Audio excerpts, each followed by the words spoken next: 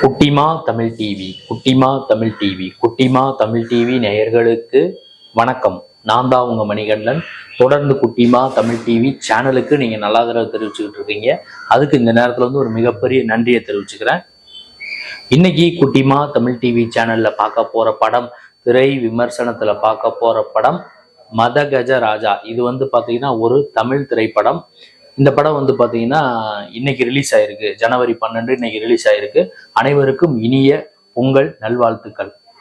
இந்த படத்தோட caste and குரூவை பார்த்துலாம். விஷால், வரலட்சுமி, அஞ்சலி, மனோபாலா, மணிவண்ணன் மற்றும் பல முன்னணி நட்சத்திரங்கள் வந்து இந்த படத்துல வந்து நடிச்சிருக்காங்க.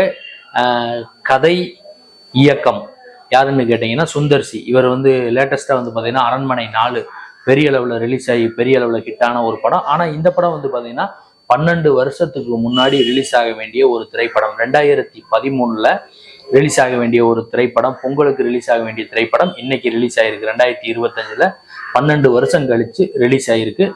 இப்ப திரை விமர்சனத்துக்கு போகலாம். இந்த படத்தோட கதை எப்படி ஆரம்பிக்குதுன்னு கேட்டீங்கன்னா, சில வருடங்களுக்கு முன்புன்னு போட்டு 4 நண்பர்கள் இருக்காங்க.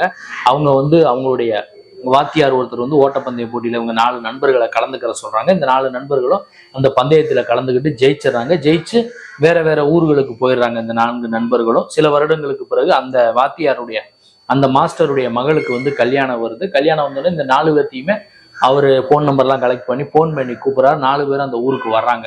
சேலம் பக்கத்துல ஏற்காடு மாதிரியான ஒரு பகுதிக்கு 4 நண்பர்களும் வர்றாங்க. ரொம்ப வருஷத்துக்கு அப்புறம் சந்திச்சதுனால எல்லாரும் ஒவ்வொருத்தர் மனசு விட்டு பேசுறாங்க. இந்த ராஜாங்கிற கேரக்டர், மதகஜ ராஜா ஹீரோ விஷால், அவருக்கு மட்டும் கல்யாணம் ஆகலை. மற்ற 3 பேர் சந்தானம், நிதின் சத்யா அவங்களுக்கு எல்லாம் கல்யாணம் ஆயிடுச்சு. இவருக்கு மட்டும் கல்யாணம் ஆகலை. அப்போ வந்து அஞ்சலியை வந்து லவ் பண்றாரு. அதுக்கு முன்னாடி அஞ்சலியை லவ் பண்றாரு. அங்க அப்புறம் வரலட்சுமி வராங்க. வரலட்சுமி ஒரு லவ் பண்ணலான்னு போறாரு. அப்புறம் பாட்டு வருது.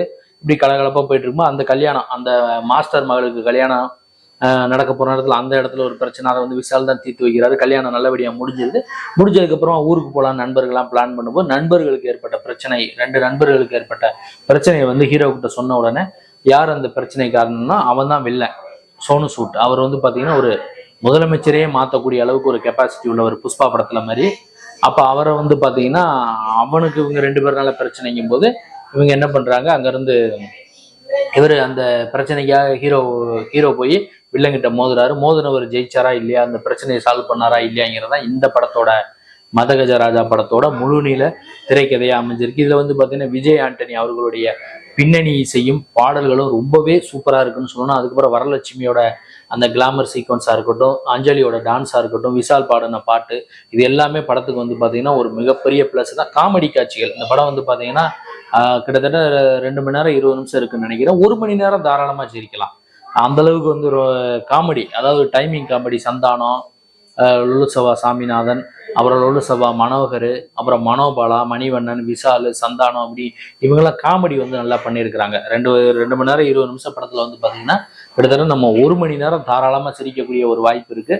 படம் வந்து ஆகா ஓகோ சூப்பர் அப்படின்னு நான் சொல்ல விரும்பல. படம் வந்து பாத்தீங்கன்னா ஓகே, இந்த பொங்கலுக்கு நீங்க ஃபேமிலியோட பார்க்கணும்னா இந்த படத்தை கண்டிப்பா தியேட்டர்ல போய் பார்க்கலாம். படம் ஓகேவா தான் இருக்கு.